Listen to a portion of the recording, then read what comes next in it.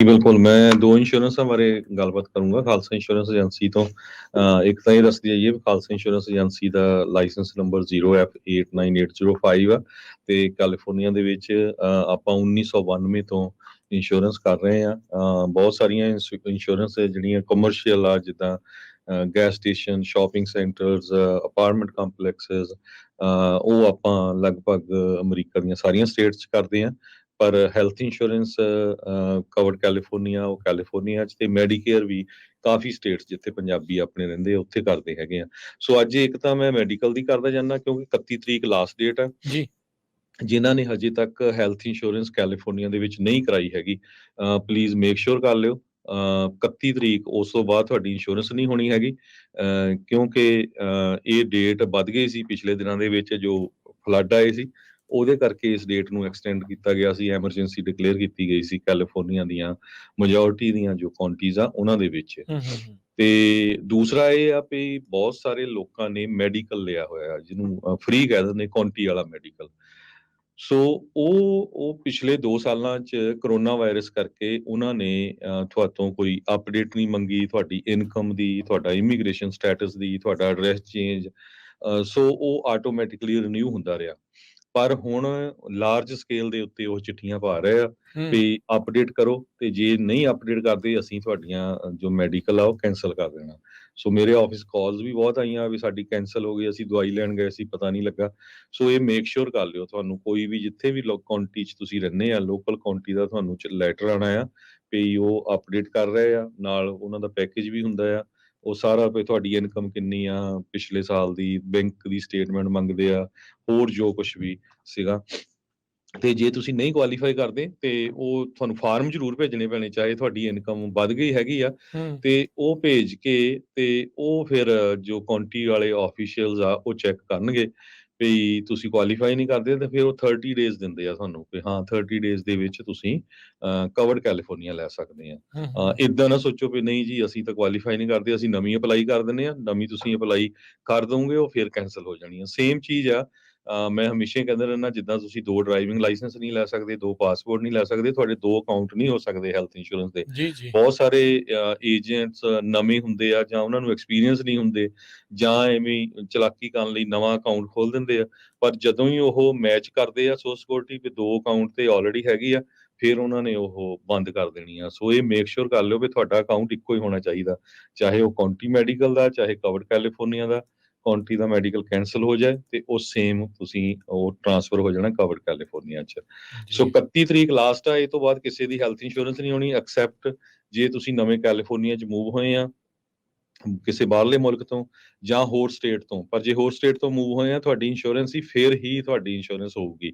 ਉਹਨੇ ਪ੍ਰੂਫ ਮੰਗਣਾ ਹੈਗਾ ਵੀ ਹਾਂ ਮੇਰੀ ਜੀ ਮੈਂ ਸਿਆਟਲ ਤੋਂ ਇੱਥੇ ਮੂਵ ਹੋ ਗਿਆ, ਪਰ ਉੱਥੇ ਮੇਰੀ ਚੱਲਦੀ ਸੀ, 30 ਦਿਨਾਂ ਦੇ ਵਿੱਚ ਕਰਵਾ ਸਕਦੇ। ਜਾਂ ਕਿਸੇ ਦੇ ਬੇਬੀ ਹੋਇਆ ਆ, ਕੋਈ ਮੈਰਿਡ ਹੋ ਗਿਆ, ਜਿੱਦਾਂ ਦੀ ਸਿਚੁਏਸ਼ਨ, ਜਾਂ ਤੁਸੀਂ ਕੰਮ ਤੋਂ ਲੇ ਆਫ ਹੋ ਰਹੇ ਆ, ਉਹ ਇਸ ਵੇਲੇ ਨੰਬਰ 1 ਆ। ਬਹੁਤ ਸਾਰੇ ਲੋਕ ਲੇ ਆਫ ਹੋ ਰਹੇ ਆ, ਤੇ ਜਦੋਂ ਤੁਸੀਂ ਕੰਮ ਤੋਂ ਲੇ ਆਫ ਹੁੰਦੇ ਆ ਯੂਜ਼ਲੀ ਉਹ ਥੋੜੇ ਵੀਕਾਂ ਲਈ ਤੁਹਾਨੂੰ ਹੈਲਥ ਇੰਸ਼ੋਰੈਂਸ ਦੇ ਦਿੰਦੇ ਆ। ਪਰ ਉਹ ਮੇਕ ਸ਼ੋਰ ਕਰੋ ਤੁਸੀਂ ਜਦੋਂ ਹੀ ਤੁਹਾਡੀ ਉਹ ਕੈਂਸਲ ਹੋਣੀ ਆ ਉਹ ਤੋਂ ਪਹਿਲਾਂ ਕਰਾ ਲਓ, ਕਿਉਂਕਿ ਹੈਲਥ ਇੰਸ਼ੋਰੈਂਸ ਇਦਾਂ ਦੀ ਆ, ਜੇ ਅੱਜ ਕਾਲ ਕਰੂੰਗੇ ਅੱਜ ਨਹੀਂ ਸਟਾਰਟ ਹੋਣੀ, ਯੂਜ਼ਲੀ ਉਹ 1 ਤਰੀਕ ਨੂੰ ਸਟਾਰਟ ਹੁੰਦੀ 30 ਦਿਨਾਂ ਬਾਅਦ। ਸੋ ਇਹ ਮੇਕ ਸ਼ੋਰ ਕਰ ਲਿਓ। ਤੇ ਦੂਸਰਾ ਅੱਜ ਆਪਾਂ ਡਿਸਕਸ ਕਰਨਾ ਰਾਜਕਨਵੀਰ ਸਿੰਘ ਜੀ, ਹੋਮ ਇੰਸ਼ੋਰੈਂਸ ਨੂੰ ਲੈ ਕੇ। ਕੈਲੀਫੋਰਨੀਆ ਦੇ ਵਿੱਚ ਜੋ ਪ੍ਰੋਪਰਟੀ ਐਂਡ ਕੈਜੁਅਲਟੀ ਇੰਸ਼ੋਰੈਂਸ, ਜਿਹਦੇ ਵਿੱਚ ਹੋਮ ਇੰਸ਼ੋਰੈਂਸ ਆ ਜਾਂਦਾ, ਆਟੋ ਇੰਸ਼ੋਰੈਂਸ, ਤੁਹਾਡੀ ਬਿਜ਼ਨਸ ਇੰਸ਼ੋਰੈਂਸ, ਇਹ ਇੱਕ ਬਹੁਤ ਵੱਡਾ ਜਿਹੜੀ ਸਿਰਦਰਦੀ ਆ ਲੋਕਾਂ ਦੇ ਲਈ ਵੀ, ਇੰਸ਼ੋਰੈਂਸ ਬ੍ਰੋਕਰਸ ਦੇ ਲਈ ਵੀ, ਤੇ ਕੰਪਨੀਆਂ ਲਈ ਬਣੀ ਹੋਈ ਹੈਗੀ ਆ। ਸਟੇਟ ਫਾਰਮ ਇੰਸ਼ੋਰੈਂਸ ਕੰਪਨੀ ਬਹੁਤ ਵੱਡੀ ਕੰਪਨੀ ਆ, ਤੁਹਾਨੂੰ ਸਾਰਿਆਂ ਨੂੰ ਪਤਾ ਹੀ ਆ। ਪਿਛਲੇ ਹਫ਼ਤੇ ਉਹਨਾਂ ਨੇ ਅਨਾਉਂਸ ਕਰਤਾ ਕਿ ਉਹ ਕਿਸੇ ਦੀ ਵੀ ਨਵੀਂ ਘਰਾਂ ਦੀ ਇੰਸ਼ੋਰੈਂਸ ਨਹੀਂ ਕਰਨਗੇ ਜੀ। ਇਸ ਤੋਂ ਪਹਿਲਾਂ ਹੋਰ ਵੀ ਬਹੁਤ ਸਾਰੀਆਂ ਕੰਪਨੀਆਂ ਜਿੱਦਾਂ ਨੇਸ਼ਨ ਵਾਈਡ ਆ, ਉਹਨਾਂ ਨੇ ਇੰਨੀਆਂ ਕੰਡੀਸ਼ਨਾਂ ਲਾਤੀਆਂ, ਅਲਟੀਮੇਟਲੀ ਇਨਡਾਇਰੈਕਟਲੀ ਉਹ ਕਹਿਣਾ ਚਾਹੁੰਦੇ ਵੀ ਅਸੀਂ ਇੰਸ਼ੋਰੈਂਸ ਨਹੀਂ ਕਰਨੀ। ਕੰਡੀਸ਼ਨਸ ਇੰਨੀਆਂ ਲਾ ਦਿੰਦੇ ਵੀ ਸਾਨੂੰ ਜੀ ਤੁਹਾਡੀਆਂ ਘਰ ਦੀਆਂ ਸਾਰੇ ਸਾਈਡਾਂ ਦੀਆਂ ਫੋਟੋਆਂ ਚਾਹੀਦੀਆਂ ਆ, ਤੁਹਾਡੇ ਫਰਨਸ ਦੀ ਪਿਕਚਰ ਚਾਹੀਦੀ ਆ, ਤੁਹਾਡੀ ਗ੍ਰੈਂਡ ਡੀਡ ਚਾਹੀਦੀ ਹੈਗੀ ਆ, ਕਿਹਦੇ ਨਾਂ ਤੇ ਘਰ ਹੈਗਾ, ਬਾਕੀ ਸਾਰੇ ਪ੍ਰੂਫ ਚਾਹੀਦੇ ਆ ਵੀ ਜੇ ਤੁਹਾਡੇ ਅਲਾਰਮ ਲੱਗਾ ਆ, ਬਹੁਤ ਕੁਛ ਜਿੱਦਾਂ ਡਾਕੂਮੈਂਟਸ ਮੰਗਦੇ ਹੈਗੇ ਆ। ਸੋ ਮੇਕ ਸ਼ੋਰ ਕਰੋ, ਇੱਕ ਤਾਂ ਕੋਈ ਵੀ ਆਪਣਾ ਭੈਣ ਭਰਾ ਜਿੱਥੇ ਘਰ ਖਰੀਦਣ ਜਾ ਰਿਹਾ, ਮੇਕ ਸ਼ੋਰ ਕਰ ਲਓ ਵੀ ਜਿੱਥੇ ਆਫਰ ਦੇਣੀ ਆ ਤੁਸੀਂ ਵੀ ਉਹ ਏਰੀਆ ਦੇ ਵਿੱਚ ਕੋਈ ਕੰਪਨੀ ਇੰਸ਼ੋਰੈਂਸ ਕਰਦੀ ਵੀ ਆ ਕਿ ਨਹੀਂ ਕਰਦੀ। ਬਹੁਤ ਵਾਰੀ ਮੈਂ ਇਦਾਂ ਦੀ ਸਿਚੁਏਸ਼ਨ ਦੇਖੀ ਆ ਜਿੱਥੇ ਕਿ ਵੀ ਤੁਹਾਡਾ ਜੇ ਘਰ ਦੀ ਇੰਸ਼ੋਰੈਂਸ $1000 ਦੀ ਹੁੰਦੀ ਆ ਤੇ ਉਹ 3-3 4-4 ਹਜ਼ਾਰ ਡਾਲਰ ਦੀ ਹੋ ਰਹੀ ਆ ਕਿਉਂਕਿ ਉਹ ਫਾਇਰ ਵਾਲਾ ਏਰੀਆ ਆ ਗਿਆ। ਬਹੁਤ ਸਾਰੀਆਂ ਨਵੀਆਂ ਡਿਵੈਲਪਮੈਂਟਸ ਆ ਕਿਉਂਕਿ ਕੀ ਹੁੰਦਾ ਵੀ ਜਿਹੜਾ ਫਾਇਰ ਸਕੋਰਿੰਗ ਕਰਦੇ ਹੈਗੇ ਆ ਉਹਨੂੰ ਰਾਈਟ ਵੇ ਅਪਡੇਟ ਨਹੀਂ ਕਰਦੇ। ਉਹ ਹਾਲਾਂਕਿ ਬੜਾ ਵਧੀਆ ਏਰੀਆ ਆ ਪਰ ਉਹ ਕਹਿੰਦੇ ਵੀ ਨਹੀਂ ਹਾਈ ਫਾਇਰ ਹੈਜ਼ਰਡ ਏਰੀਆ ਅਸੀਂ ਇੱਥੇ ਇੰਸ਼ੋਰੈਂਸ ਨਹੀਂ ਕਰਨੀ। ਬਹੁਤ ਸਾਰੀਆਂ ਕੰਪਨੀਆਂ ਨੌਨ ਰੀਨਿਊ ਵੀ ਕਰ ਰਹੀਆਂ ਹੈਗੀਆਂ ਆ। ਜਦੋਂ ਤੁਹਾਡੀ ਪਾਲਿਸੀ ਖਤਮ ਹੋਣੀ ਆ ਉਹਨੂੰ ਰੀਨਿਊ ਨਹੀਂ ਕਰਨੀ ਹੈਗੀ। ਸੋ ਮੇਕ ਸ਼ੋਰ ਕਰੋ ਜਦੋਂ ਵੀ ਤੁਹਾਡੀ ਘਰ ਦੀ ਇੰਸ਼ੋਰੈਂਸ ਦਾ ਕੋਈ ਲੈਟਰ ਆਉਂਦਾ ਹੈ, ਯੂਜ਼ਲੀ ਕਈ ਵਾਰ 60 ਦਿਨ ਦੇ ਦਿੰਦੇ ਆ, ਤੁਹਾਡੇ ਕੋਲ ਸਮਾਂ ਹੁੰਦਾ ਤੇ ਸ਼ੌਪ ਅਰਾਊਂਡ ਕਰ ਲਓ। ਸਾਰੇ ਮੇਕ ਸ਼ੋਰ ਕਰੋ। ਪਹਿਲੀ ਗੱਲ ਤਾਂ ਇਹ ਆ ਵੀ ਆਪਾਂ ਹਮੇਸ਼ਾ ਹੀ ਮੈਂ ਵੀ ਕਹਿੰਦਾ ਰਹਿੰਦਾ ਪੰਜਾਬੀਆਂ ਨੂੰ ਆਦਤ ਆ ਵੀ ਆਪਾਂ ਪੇਪਰ ਵਰਕ ਜਿਹੜਾ ਆ ਉਹ ਕਦੇ ਨਹੀਂ ਰੱਖਦੇ ਹੈਗੇ ਚੱਜ ਨਾਲ ਨਹੀਂ ਮੈਜੋਰਟੀ 'ਚ। ਰੱਖਦੇ। ਹਾਂ, ਸੋ ਪਲੀਜ਼ ਇੱਕ ਤਾਂ ਇਹ ਕਰੋ ਵੀ ਜਿੰਨੇ ਵੀ ਸਾਡੇ ਸਰੋਤੇ ਸੁਣ ਰਹੇ ਅੱਜ ਆਪਣੀ ਘਰ ਦੀ ਜਿਹੜੀ ਇੰਸ਼ੋਰੈਂਸ ਪਾਲਿਸੀ ਆ ਉਹਨੂੰ ਪ੍ਰਿੰਟ ਕਰਕੇ ਆਪਣੇ ਕਿਤੇ ਫੋਲਡਰ ਦੇ ਵਿੱਚ ਰੱਖੋ। ਉਹਦੀਆਂ ਡੇਟਾਂ ਜ਼ਰੂਰ ਕਨਫਰਮ ਕਰੋ ਕਿ ਕਿਹੜੀ ਡੇਟ ਨੂੰ ਐਕਸਪਾਇਰ ਹੋਣੀ ਆ। ਮੇਕ ਸ਼ੋਰ ਕਰੋ ਰਿਨਿਊ ਹੋ ਰਹੀ ਕਿ ਨਹੀਂ। ਬਹੁਤ ਸਾਰੀਆਂ ਇੰਸ਼ੋਰੈਂਸ ਕੰਪਨੀਆਂ ਨੇ 40-40 50-50% ਰੇਟ ਵੀ ਇਨਕਰੀਜ਼ ਹੋ ਗਿਆ।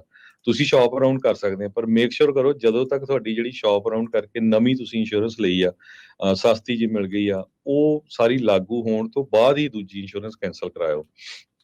ਸੋ ਸਟੇਟ ਫਾਰਮ ਨੇ ਇਹ ਕਿਹਾ ਆ ਵੀ ਕੈਲੀਫੋਰਨੀਆ ਦੇ ਵਿੱਚ ਕੈਟਾਸਟ੍ਰੋਫਿਕ ਰਿਸਕ ਇੰਨਾ ਜ਼ਿਆਦਾ ਹੋ ਗਿਆ ਵਾਈਲਡ ਫਾਇਰ ਨੂੰ ਲੈ ਕੇ ਵੀ ਸਾਡੀ ਜਿਹੜੀ ਕਾਸਟ ਆ ਬਿਲਡ ਕਰਨ ਦੀ ਉਹ ਅਸੀਂ ਅਫੋਰਡ ਨਹੀਂ ਕਰ ਸਕਦੇ ਹੈਗੇ। ਕਾਸਟ ਆਫ ਕੰਸਟਰਕਸ਼ਨ ਇੱਕ ਟਾਈਮ ਦੇ ਉੱਤੇ $150-200 ਹੁੰਦੀ ਸੀ, $800 ਪਰ ਸਕੁਅਰ ਫੁੱਟ ਤੇ ਚਲੇ ਗਈ। ਬਹੁਤ ਵਾਰ ਜੋ ਕਾਲ ਕਰਦੇ ਆ ਸਰੋਤੇ ਆਪਣੇ ਵੀ ਯਾਰ ਮੇਰੀ ਇੰਸ਼ੋਰੈਂਸ ਵੱਧ ਗਈ ਆ $100 $200 ਕਾਹਤੇ।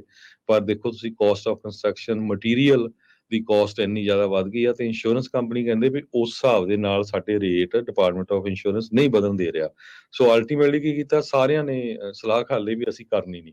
ਮੈਜੋਰਟੀ ਦੇ ਵਿੱਚ ਇੰਸ਼ੋਰੈਂਸ ਕੰਪਨੀਆਂ ਅੱਜ ਦੀ ਡੇਟ 'ਚ ਘਰਾਂ ਦੀ ਇੰਸ਼ੋਰੈਂਸ ਨਹੀਂ ਕਰ ਰਹੀਆਂ। ਬਹੁਤ ਘੱਟ ਕੰਪਨੀਆਂ ਜੋ ਆ ਉਹ ਇੰਸ਼ੋਰੈਂਸ ਕਰ ਰਹੀਆਂ ਤੇ ਉਹ ਵੀ ਇਹ ਆ ਵੀ ਇੱਕ ਤਾਂ ਇਹ ਆ ਵੀ ਜਦੋਂ ਆਪਣੇ ਘਰ ਦੇਖੋ ਵੀ ਤੁਸੀਂ ਲੈਂਦੇ ਆ ਇੰਨੇ ਪੈਸੇ ਦਾ ਮਹਿੰਗਾ ਲੈਂਦੇ ਉਹਨੂੰ ਕਲੀਨ ਰੱਖੋ ਬਿਲਕੁਲ। ਫਰੰਟ ਯਾਰਡ ਬੈਕ ਯਾਰਡ ਤੁਹਾਡੇ ਜਿਹੜੇ ਟਰੀਜ਼ ਆ ਉਹ ਟੱਚ ਨਹੀਂ ਕਰਨੇ ਚਾਹੀਦੇ ਰੂਫ ਨੂੰ। ਅੱਜ ਕੱਲ੍ਹ ਇੰਸ਼ੋਰੈਂਸ ਕੰਪਨੀਆਂ ਤੁਹਾਡੀਆਂ ਇੰਸਪੈਕਟਰ ਭੇਜਦੀਆਂ ਚੈੱਕ ਕਰਨ ਨੂੰ ਫਿਰ ਜੇ ਉੱਥੇ ਮੈਸ ਹੋਵੇ ਫਿਰ ਉਹ ਕੈਂਸਲ ਕਰ ਦਿੰਦੀਆਂ ਵੀ ਨਹੀਂ ਇਹ ਤਾਂ ਘਰ ਦੀ ਮੇਨਟੇਨੈਂਸ ਹੀ ਨਹੀਂ ਚੱਜ ਨਾਲ ਰੱਖੀ ਹੈਗੀ। ਦੂਸਰਾ ਇਹ ਮੇਕ ਸ਼ੋਰ ਕਰੋ ਛੋਟੇ ਛੋਟੇ ਕਲੇਮ ਨਾ ਕਰੋ। ਇਹ ਮੈਂ ਪਹਿਲਾਂ ਵੀ ਇੱਕ ਦਿਨ ਕਿਹਾ ਸੀ ਜਿਹੜੀ ਇੰਸ਼ੋਰੈਂਸ ਕੰਪਨੀ ਹੈ ਇਹ ਬੈਨੀਫਿਟ ਨਹੀਂ ਹੈ ਵੀ ਆਪਾਂ ਜੀ $500-700 ਦੇਤਾ ਤੇ ਕੋਈ ਵੀ ਛੋਟਾ ਜਿਹਾ ਕਲੇਮ ਆ ਇੱਕਦਮ ਕਾਲ ਕਰੋ ਇੰਸ਼ੋਰੈਂਸ ਕੰਪਨੀ ਨੂੰ।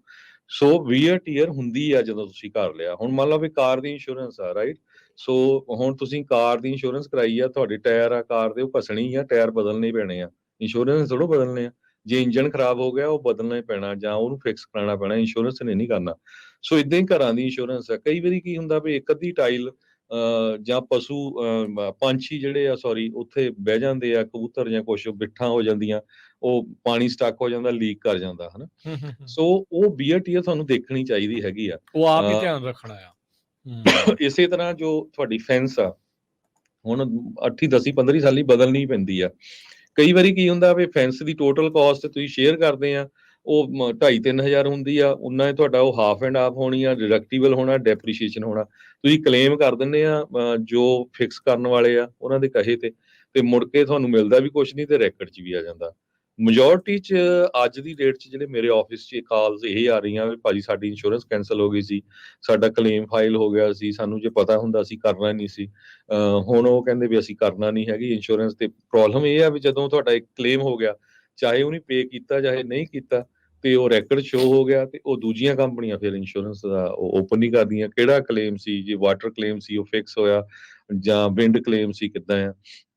ਸੋ ਅੱਜ ਦੀ ਡੇਟ ਦੇ ਵਿੱਚ ਕੈਲੀਫੋਰਨੀਆ ਦੇ ਵਿੱਚ ਘਰਾਂ ਦੀ ਇੰਸ਼ੋਰੈਂਸ ਈਵਨ ਕਾਰਾਂ ਦੀ ਇੰਸ਼ੋਰੈਂਸ ਬਹੁਤ ਹਾਰਡ ਹੈਗੀ ਆ। ਸੋ ਮੇਕ ਸ਼ੋਰ ਕਰੋ ਤੁਹਾਡਾ ਕੋਈ ਵੀ ਬਿੱਲ ਆਉਂਦਾ ਆ ਉਹਨੂੰ ਰਾਈਟ ਵੇ ਭੇਜੋ। ਉਹਨੂੰ ਡਿਲੇ ਨਾ ਕਰੋ। ਹੁਣ ਬਹੁਤ ਵਾਰ ਲੋਕ ਜੀ ਮੇਰਾ ਤਾਂ ਕਦੇ ਕਲੇਮ ਹੀ ਨਹੀਂ ਹੋਇਆ 30 ਸਾਲ ਹੋ ਗਏ ਮੈਂ ਪੈਸੇ ਦੇਈ ਜਾਂਦਾ ਮੇਰੀ ਕਾਹਤੇ ਇੰਸ਼ੋਰੈਂਸ ਵਧੀਆ। ਪਰ ਗੱਲ ਇਹ ਆ ਵੀ ਜਦੋਂ ਇੱਕ ਕਲੇਮ ਵੱਡੇ ਹੁੰਦੇ ਆ ਨਾ ਇੰਸ਼ੋਰੈਂਸ ਕੰਪਨੀਆਂ ਪੂਰੀ ਤਰ੍ਹਾਂ ਰਗੜ ਹੋ ਜਾਂਦੀਆਂ। 2018 ਦੇ ਵਿੱਚ ਕੈਂਪ ਫਾਇਰ ਹੋਈ ਸੀ ਉਹਦੇ 'ਚ 11,000 ਘਰ ਸੜ ਕੇ ਸੁਆਹ ਹੋ ਗਿਆ ਸੀ 50,000 ਲੋਕ ਡਿਸਪਲੇਸ ਹੋਏ ਸੀ ਉੱਥੋਂ। ਤੇ এনवायरमेंटਲਿਸਟ ਨੂੰ ਲੈ ਕੇ ਹੁਣ ਜੋ ਜਿੱਥੇ-ਜਿੱਥੇ ਵੀ ਜੰਗਲ ਹੈਗੇ ਆ, ਉਹ ਕਲੀਨ ਨਹੀਂ ਕੀਤੇ ਜਾ ਰਹੇ। ਉਹਨਾਂ ਨੇ ਰੂਲ ਏਦਾਂ ਦੇ ਬਣਾਤੇ ਆ। ਇੱਕ ਹੋਰ ਨਵਾਂ ਹੀ ਰੂਲ ਬਣਾਇਆ ਹੁਣ ਬੱਕਰੀਆਂ ਦੇ ਅਗੇਂਸਟ ਵੀ। ਬਹੁਤ ਜਗ੍ਹਾ ਤੇ ਬੱਕਰੀਆਂ ਨੂੰ ਯੂਜ਼ ਕੀਤਾ ਜਾਂਦਾ ਪਹਾੜੀਆਂ ਤੇ।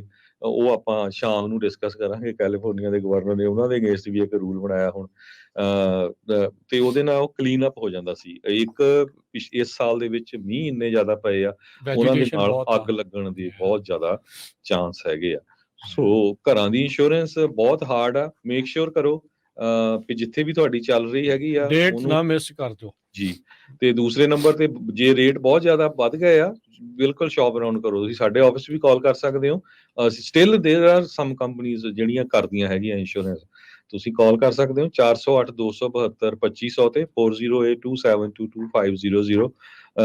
ਤੇ ਆਪਾਂ ਕੋਸ਼ਿਸ਼ ਕਰਕੇ ਤੁਹਾਨੂੰ ਦੱਸ ਸਕਦੇ ਹਾਂ ਵੀ ਹਾਂ ਇਹਦੀ ਇੰਸ਼ੋਰੈਂਸ ਹੋਊਗੀ ਜਾਂ ਸਸਤੀ ਹੋ ਸਕਦੀ ਜਾਂ ਕਿੱਦਾਂ ਵੀ। ਉਹਦਾ ਕਿਹੜਾ ਕੋਈ ਚਾਰਜ ਹੈਗੇ ਆ, ਕੋਟ ਲੈਣ ਦਾ ਕੋਈ ਚਾਰਜ ਨਹੀਂ ਹੈ। ਪਰ ਮੇਕ ਸ਼ੋਰ ਕਰੋ ਜਦੋਂ ਵੀ ਤੁਸੀਂ ਕਿਤੇ ਕਲੇਮ ਕਰਦੇ ਆ। ਹੁਣ ਮੈਜੋਰਿਟੀ 'ਚ ਮੈਂ ਇਹ ਦੇਖਿਆ ਵੀ 800 ਨੰਬਰ ਤੋਂ ਕੰਪਨੀਆਂ ਤੋਂ ਕਈ ਵਾਰੀ ਇੰਸ਼ੋਰੈਂਸ ਕਰਾ ਲੈਂਦੇ ਆ। ਤੇ ਉਹ ਹੁਣ ਆਦਤ ਆ ਨਾ ਆਪਣਾ ਪੰਜਾਬੀਆਂ ਦੀ, ਸਿਰਫ ਅਸੀਂ ਸਸਤਾ ਹੀ ਭਾਲਦੇ ਆ ਵੀ ਜੀ ਸਸਤੀ ਹੋ ਗਈ, ਵਿੱਚ ਕਵਰੇਜ ਦੇਖਦੇ ਨਹੀਂ ਹੈ ਹਨਾ। ਤੇ ਕੀ ਕਵਰਡ ਹੈਗਾ, ਆਹ ਕਵਰਡ ਆ ਜਾਂ ਆਹ ਨਹੀਂ ਹੈਗਾ। ਹਾਂਜੀ ਬਿਲਕੁਲ। ਤੇ ਦੂਸਰੇ ਨੰਬਰ ਤੇ ਇਹ ਆ ਵੀ ਜਦੋਂ ਤੁਸੀਂ ਕਲੇਮ ਫਾਈਲ ਕਰਨਾ, ਅਗਲੇ ਜਿੱਥੇ ਤੁਸੀਂ 800 ਨੰਬਰ ਕੰਪਨੀ ਆ ਉਹ ਉਹਨਾਂ ਦਾ EMPLOYEE ਆ, ਠੀਕ ਆ। ਲੀਗਲੀ ਤੁਸੀਂ ਕਾਲ ਕਰੋਗੇ ਉਹਨਾਂ ਨੂੰ ਕਲੇਮ ਓਪਨ ਕਰਨਾ ਪੈਣਾ। ਪਰ ਕਈ ਵਾਰ ਜੇ ਕੋਈ ਆਪਣਾ ਬੰਦਾ ਹੋਵੇ, ਐਕਸਪਰਟ ਹੈਗਾ ਆ, ਉਹ ਤੁਹਾਨੂੰ ਐਕਸਪਲੇਨ ਕਰ ਦਿੰਦਾ। ਮੈਂ ਹਮੇਸ਼ਾ ਹੀ ਪੁੱਛਦਾ ਭਾਜੀ ਫੈਂਸ ਹਾਂਜੀ ਕਿੰਨੀ ਆ ਜੀ? ਉਹ ਜੀ 50 ਫੁੱਟ ਆ। ਤੇ ਮੈਂ ਕਿਹਾ 50 ਫੁੱਟ ਦਾ ਤਾਂ ਤੁਸੀਂ ਐਸਟੀਮੇਟ ਲਵਾਇਆ ਹੈਂਡੀਮੈਨ ਤੋਂ ਕਿੰਨੇ ਦਾ ਆ? ਹਾਂਜੀ ਉਹ ਲਵਾਓ। ਫਿਰ ਤੁਸੀਂ ਦੇਖੋ ਫਿਰ ਤੁਹਾਡੀ ਜੇ ਸ਼ੇਅਰ ਹੁੰਦੀ ਆ ਨੇਬਰ ਦੇ ਨਾਲ, ਉਹ 50-50 ਹੋਣੀ ਆ। ਫਿਰ ਉਹਦੀ ਡੈਪਰੀਸ਼ੀਏਸ਼ਨ ਵੀ ਹੋਣੀ ਆ। ਫਿਰ ਤੁਹਾਡਾ ਡਿਡਕਟੀਬਲ ਆ, ਕਿਸੇ ਦਾ 2500 ਆ, ਕਿਸੇ ਦਾ 1000 ਆ। ਜੀ ਸੋ ਜੀ ਉਹ ਜੀ ਕਲੇਮ ਦਾ ਫਾਇਦਾ ਨਹੀਂ ਹੋਣਾ। ਸੋ ਕਈ ਵਾਰੀ ਫਿਰ ਬੰਦੇ ਕਹਿੰਦੇ ਹਾਂ ਇਹ ਤਾਂ ਠੀਕ ਆ, ਤੁਸੀਂ ਸਹੀ ਦੱਸਿਆ। ਕਈ ਵਾਰੀ ਕੀ ਹੁੰਦਾ ਸਿੱਧਾ ਹੀ ਕਾਲ ਕਰਤਾ, ਜਦੋਂ ਉਹਨੇ ਚੈੱਕ ਕਰਨ ਆਉਣਾ ਉਹਨੇ ਕਹਿਣਾ ਵੀ ਹਾਂ ਐਸਟੀਮੇਟ ਲਾਇਆ ਸੀ ਇੰਨਾ ਤੇ ਦਿਸ ਇਜ਼ ਬਿਲੋ ਡਿਡਕਟੀਬਲ ਤੇ ਅਸੀਂ ਕਲੇਮ ਡਿਨਾਈ ਕਰਦੇ। ਪਰ ਰੈਕਡ ਤੁਹਾਡੇ ਚੋਂ ਆ ਗਿਆ ਕਲੇਮ ਹਨਾ, ਈਵਨ ਦੋ ਉਹਨੇ ਨਹੀਂ ਵੀ ਪੇ ਕੀਤਾ ਹੈਗਾ। ਸੋ ਇਹ ਮੇਕ ਸ਼ੋਰ ਕਰੋ। ਤੇ ਕੋਈ ਵੀ ਕੁਐਸਚਨ ਤੁਹਾਨੂੰ auto insurance specially home insurance ਦੇ ਸੰਬੰਧ ਦੇ ਵਿੱਚ, ਅਸੀਂ ਬ੍ਰੋਕਰ ਹਾਂ 10 ਤੋਂ ਵੱਧ ਕੰਪਨੀਆਂ ਨਾਲ ਕਰਦੇ ਹਾਂ। ਕੁਝ ਕੰਪਨੀਆਂ ਹਜੇ ਵੀ ਹੈਗੀਆਂ ਗੁੱਡ ਕੰਪਨੀਜ਼ ਆ ਜਿਹੜੀਆਂ ਇੰਸ਼ੋਰੈਂਸ ਕਰਦੀਆਂ। ਤੇ ਕਨਫਰਮ ਕਰ ਲਿਓ ਸਾਡੇ ਆਫਿਸ ਕਾਲ ਕਰਕੇ 408 272 2500 ਤੇ ਜੀ 4082722500 ਦੇ ਉੱਤੇ ਕਾਲ ਕਰ ਲਿਓ। ਚਾਹੇ ਮੈਡੀਕੇਅਰ ਦੀ ਗੱਲ ਆ, ਮੈਡੀਕਲ ਦੀ ਆ, Covered California health insurance, life insurance ਦਾ ਕੰਮ ਹੋਵੇ ਤਾਂ ਤੁਸੀਂ ਇਹਨਾਂ ਦੇ ਨਾਲ ਸੰਪਰਕ ਕਰ ਸਕਦੇ ਹੋ। ਤੇ